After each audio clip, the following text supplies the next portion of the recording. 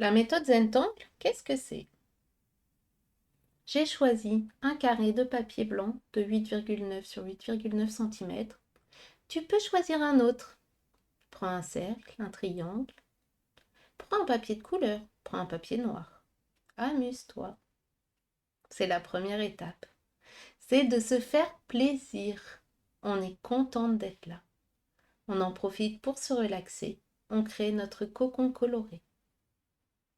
Maintenant, on prend le crayon graphite. Avec ce crayon, on vient faire un point dans chaque angle. Ou pas. Est-ce que tu préfères faire tes points plutôt au milieu? Est-ce que tu préfères faire un point au centre? Est-ce que tu ne fais que 3 points? Est-ce que les points, tu les mets près du bord? Est-ce que tu les éloignes? Fais-toi plaisir, amuse-toi. Une fois que tu as tracé ces points, ta tuile n'est plus blanche. Tu peux maintenant t'amuser et tu peux tracer le cadre en reliant les points. Ou pas. Est-ce que tu fais un cadre ou pas? Est-ce que ce cadre, tu choisis de le faire droit? Est-ce que tu choisis de le faire plutôt avec des igouigouis? C'est-à-dire un cadre qui serait plus flou? Est-ce que tu veux faire peut-être comme des petites montagnes? Amuse-toi, fais comme tu le sens.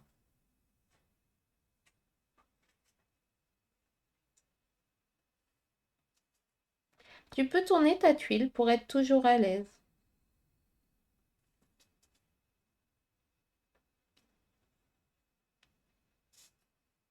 Cette vidéo, je te la fais une fois. Mais si à chaque fois tu changes mes propositions, tu verras que rien qu'avec ça, tu as une multitude de tuiles possibles. Moi, je les ai fait en C. Et toi, comment as-tu fait ton cadre? Une fois qu'on a tracé ce cadre, on arrive à l'étape suivante. On est maintenant dans nos ficelles. Nos ficelles, ça va être de découper cet espace. On peut le découper avec un motif, on peut le découper de manière fluide, on peut faire une lettre, on peut faire un dessin. Qu'est-ce que tu as envie de faire? Je te propose qu'on le découpe en 3 parties. Vas-y, découpe. Tu peux faire des traits droits, tu peux faire des traits courbes, tu peux faire des traits sinusoïdaux, tu peux même faire un rond. Tout ce que je te propose, c'est de faire 3 parties. J'y vais.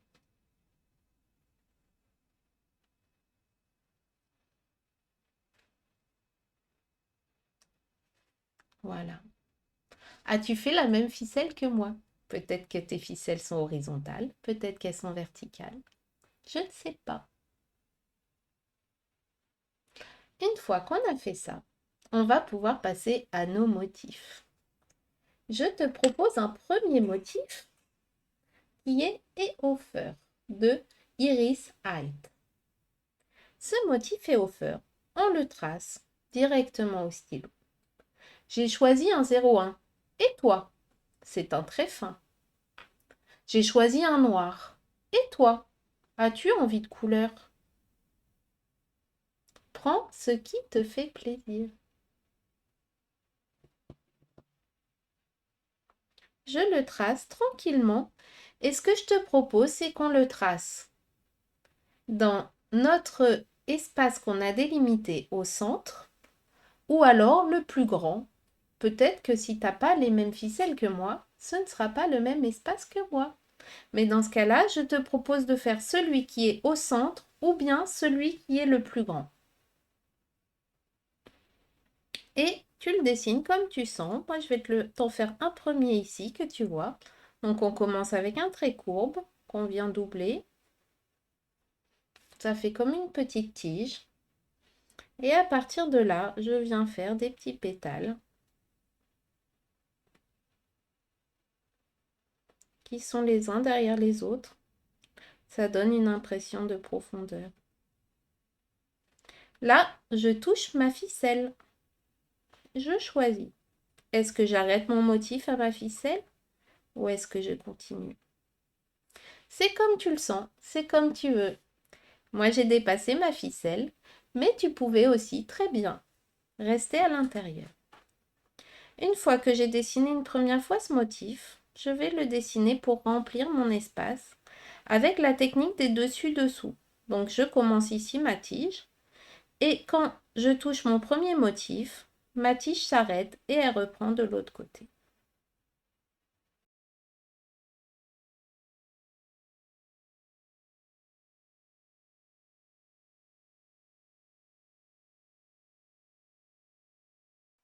On peut jouer avec les tailles des motifs.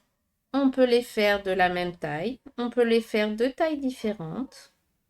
C'est comme tu veux. Pareil, le motif est au feur. Je te le dessine d'une manière. Si tu le fais d'une autre façon, ce sera parfait, plus que parfait. De toute façon, la perfection n'existe pas.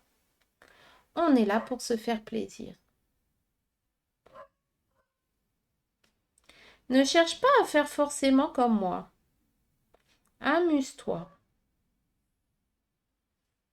Dessine ce joli motif sur ta feuille. Si tu as envie de lui faire plus de pétales, tu peux. Regarde, hop, je lui rajoute un petit ici.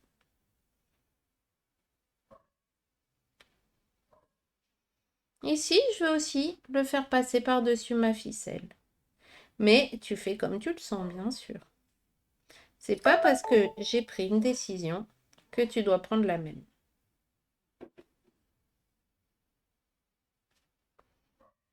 Maintenant, j'en fais encore un ici.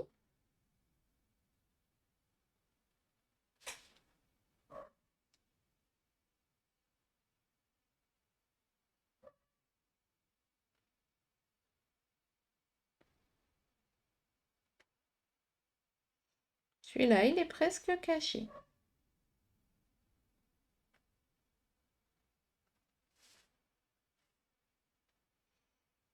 Ici, hop, j'ai juste un petit morceau.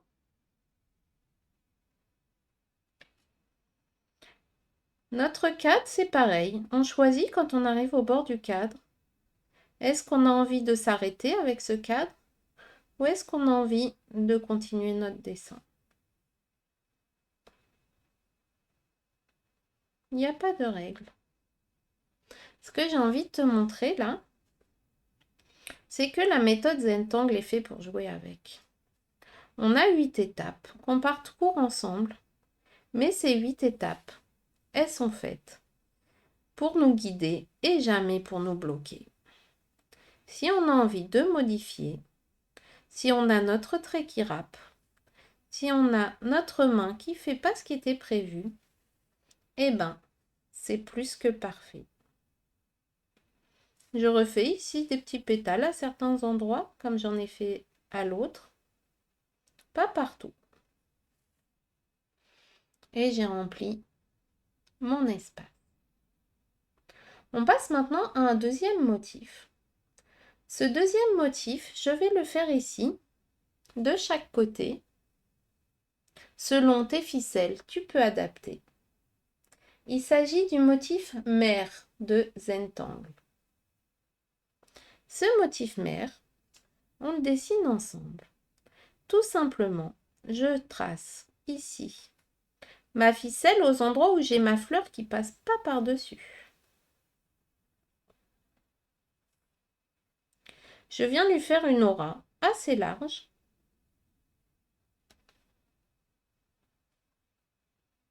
Et je fais des petites billes autour. Des petites perles, des petites orbes.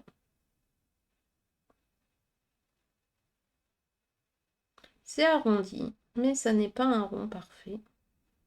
De toute façon, la perfection n'existe pas.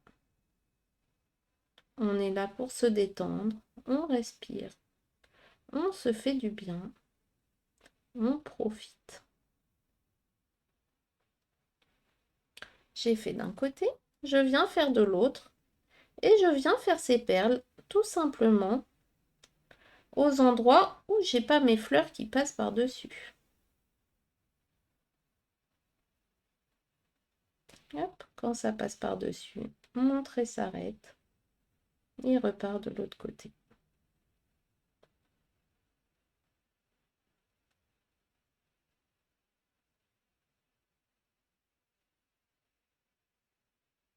Voilà. Et maintenant, je viens faire un S qui touche pas les bords, mais qui reste au centre de mon ruban. Et de ce S, je viens faire des traits de chaque côté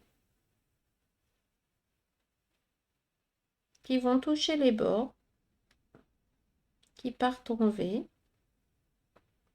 Ici, c'est rigolo, ça s'est rejoint avec la tige de mon Eofer. C'était pas fait exprès, c'est arrivé comme ça, j'ai accepté.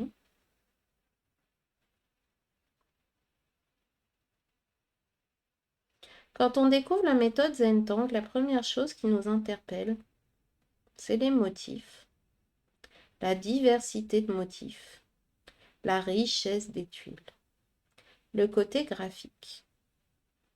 Et pourtant, il y a tellement plus que des motifs et que du côté graphique.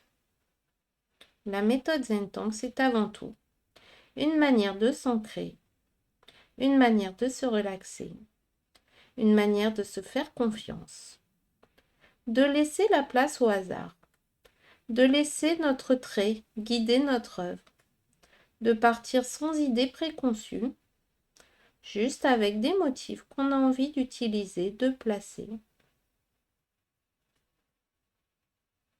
et qu'on vient poser sur notre dessin, sans attente, autre que celle de se faire plaisir. Une fois que j'ai fait ça d'un côté, eh ben, je vais tout simplement faire la même chose de l'autre côté ici. Je trace donc ma ficelle aux endroits où ma fleur ne passe pas par-dessus. Ici, j'ai laissé aussi ajourer. Comme là, ça s'était rejoint, je me dis pourquoi pas. On ne sait jamais, ça pourra faire la même chose de l'autre côté. Et je fais mon aura. Une fois que j'ai fait ça, je fais mes petits ronds autour. Je peux, si je veux, aussi venir un petit peu colorier ici l'espace entre mes ronds.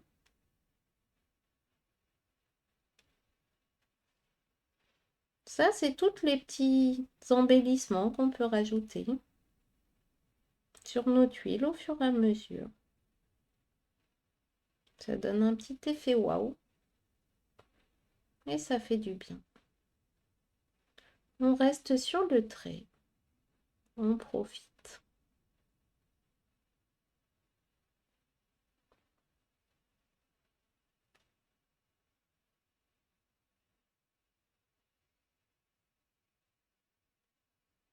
Voilà. Je repars de l'autre côté. Je dessine aux endroits où j'ai pas mes offers qui passent devant.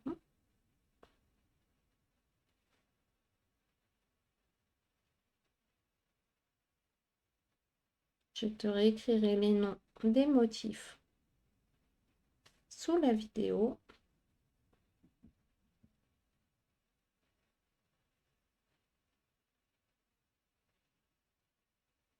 Voilà. Et maintenant que j'ai fait ça, je reprends mon petit S. Ici, j'avais envie de le faire prolonger, comme j'avais fait de l'autre côté. Je trouvais ça rigolo, donc je repars de là. Hop. C'est une petite surprise qui n'était pas prévue. Comme je l'ai fait d'un côté, je me dis, tiens, pourquoi pas le refaire? Et c'est cette place à l'imprévu qui fait la magie de la méthode Zentangle. On prend les choses comme elles viennent. On n'a pas d'idée préconçue.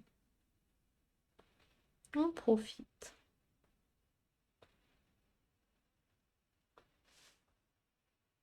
Je continue mes petits traits.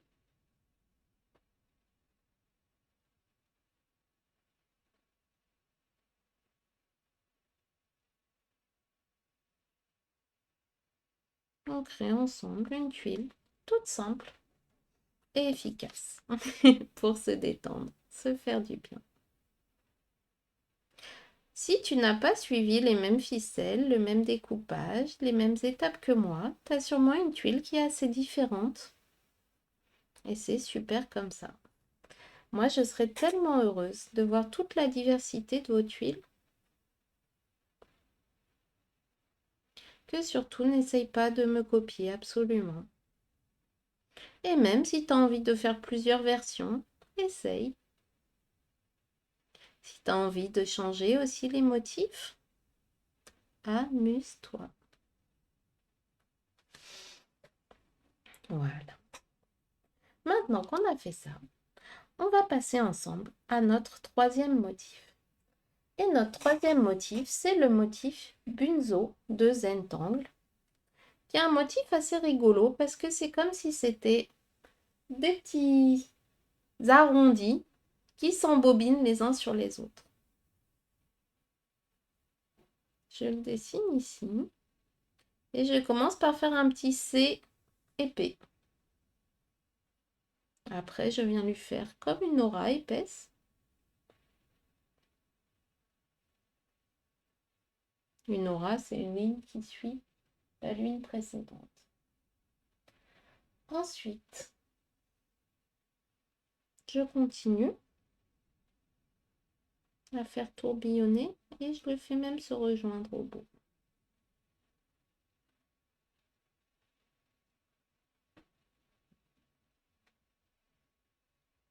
Ça s'enroule sur lui-même. Là, comme mon motif est tracé de ce côté-là, le nouveau que je dessine, je le passe derrière.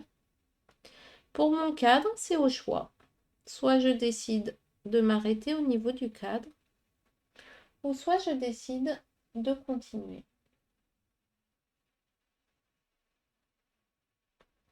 Moi, j'ai envie de continuer. Une fois que j'ai fait comme ça quelques tourbillons, je continue. Et en fait, mon cercle, hop, il se modifie. Donc, je continue à faire tourbillonner, mais finalement, ça part dans un sens différent.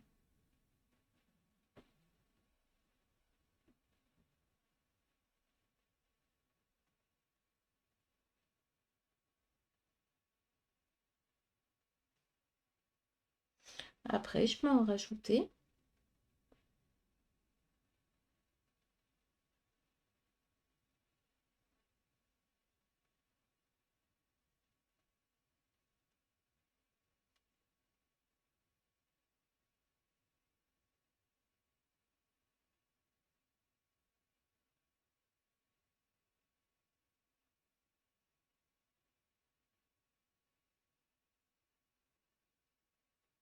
J'ai choisi de sortir du cadre.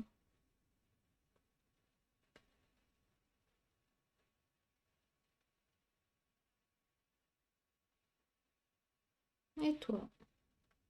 Est-ce que tu es sorti du cadre? Est-ce que tu es resté dans ton cadre? Qu'est-ce que tu as choisi aujourd'hui?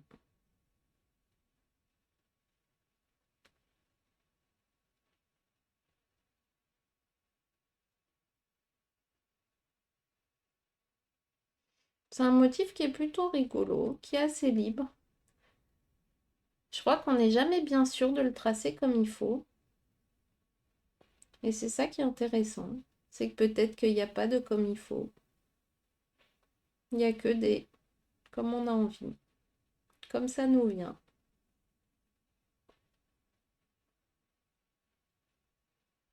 C'est pas évident de lâcher prise. Mais ça fait tellement de bien quand on y arrive. Ici, je vais en refaire un autre à l'intérieur. Je trouvais que l'espace était un peu grand. Je viens le redécouper. J'essaye pas d'aller forcément jusqu'au bord. Je continue de l'autre côté. Fais par rapport à ton espace. Si on n'a pas les mêmes ficelles, ce sera peut-être pas au même endroit. Et c'est plus que parfait. J'espère vraiment voir des versions différentes de cette tuile.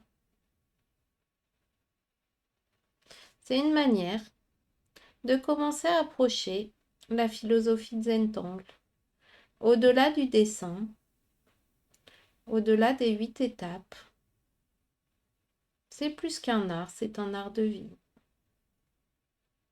de déconnexion, de lâcher prise. On arrête de se juger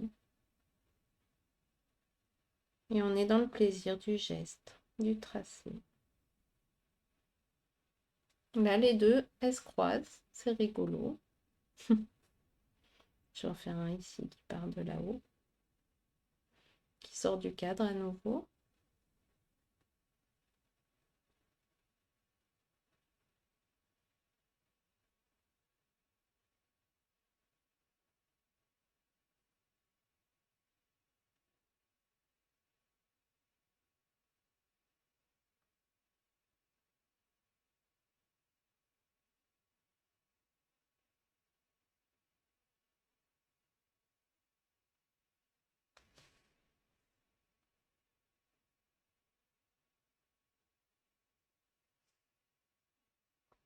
J'essaye pas de faire quelque chose de symétrique, même si c'est de part et d'autre de mon motif central. Je joue sur ce côté organique. Ce côté libre, ça fait du bien. J'essaie juste de faire des arrondis qui se succèdent.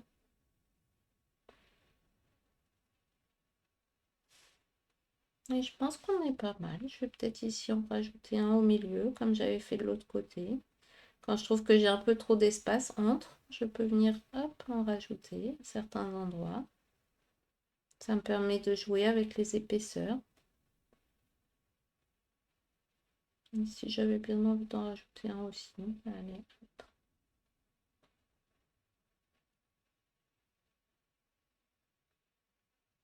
Les deux se mélangent un peu. C'est très bien comme ça. Ici, je vais en rajouter un plus fin. Et ici aussi. Voilà. On peut peaufiner à certains endroits. Comme là, je l'ai fermé, je vais fermer celui-là aussi. Hop. Est-ce que là, j'ai envie d'en faire un autre? Allez, peut-être. Je vais en faire un ici.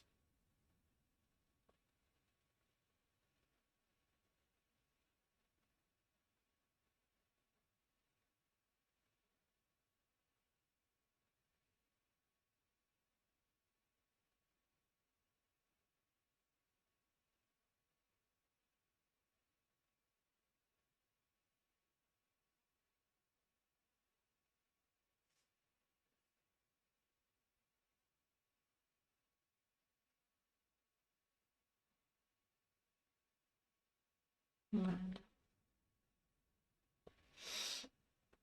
On a fini nos motifs.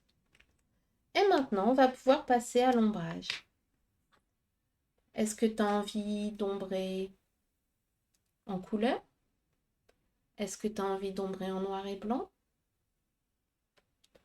Fais-toi plaisir. Moi, je commence ici par mon motif mère qui m'appelle. J'ai envie de lui donner plus de texture. Je suis tout simplement au graphite. Je pense me limiter au graphite. Quand on est dans la méthode Zentangle traditionnelle, au départ, il n'y avait pas de couleur. Parce que quand on met pas de couleur, eh ben, on n'a pas trop à réfléchir. Ça simplifie. Ici, je vois que je peux rajouter des petits ronds pour faire le lion. Donc, j'y vais. On peut toujours revenir à nos motifs, même après. Une fois que j'ai mis cette ombre au centre, je viens la pousser comme ça un petit peu pour donner vraiment du volume, faire comme si c'était en creux. On peut le faire d'un seul côté, on peut le faire des deux côtés.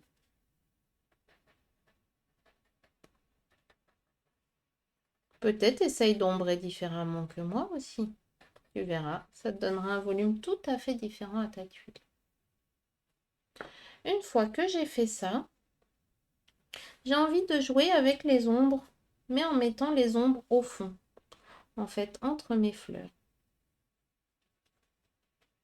Donc avec mon graphite, je viens créer un fond derrière mes petites fleurs, derrière mes hauts fleurs.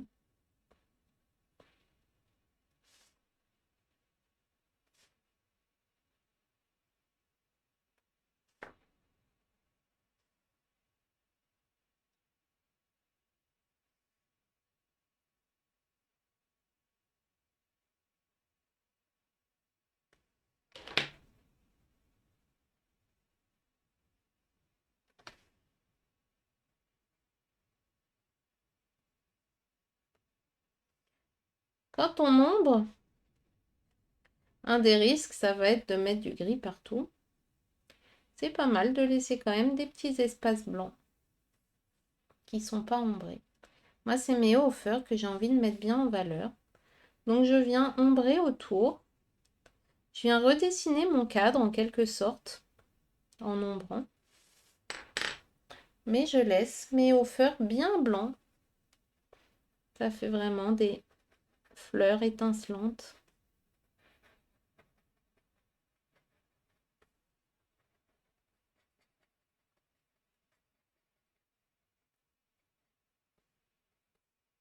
Il n'y a pas de gomme dans la méthode Zentangle.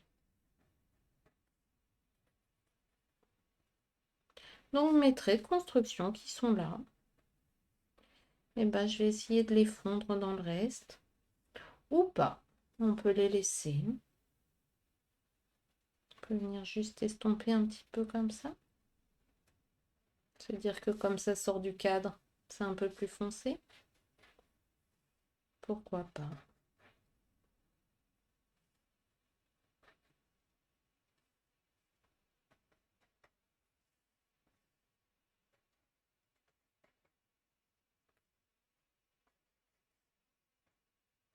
Hop, je fais juste une petite ombre comme ça sur les autres. Pour faire un petit rappel. Et je viens estomper en bas.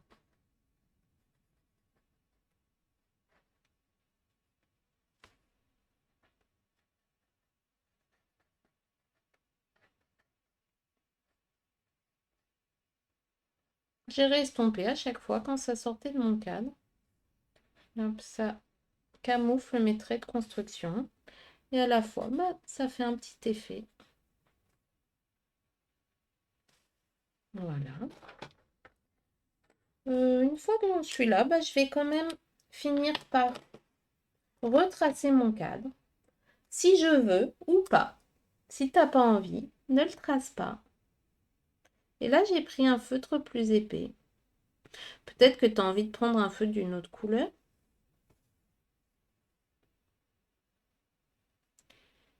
On a fini nos ombres et on rentre dans la phase d'appréciation. On admire.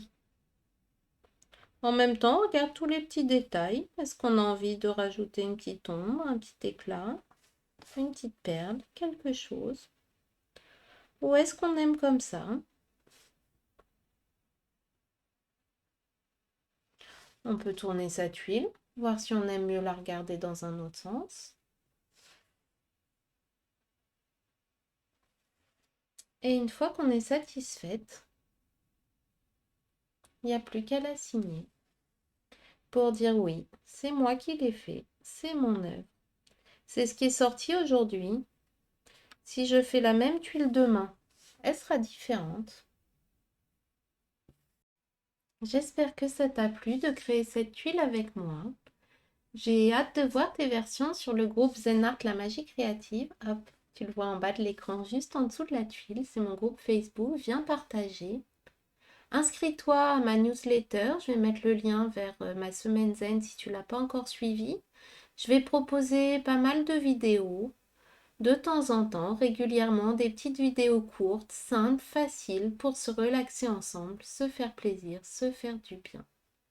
Tu peux suivre les rendez-vous zen que j'organise régulièrement. De toute façon, si tu es abonné à ma newsletter, tu recevras toutes les infos, tous les liens d'inscription pour ne rien rater et continuer l'aventure créative avec moi. Je te souhaite une bonne fin de journée. À très bientôt. Bye bye.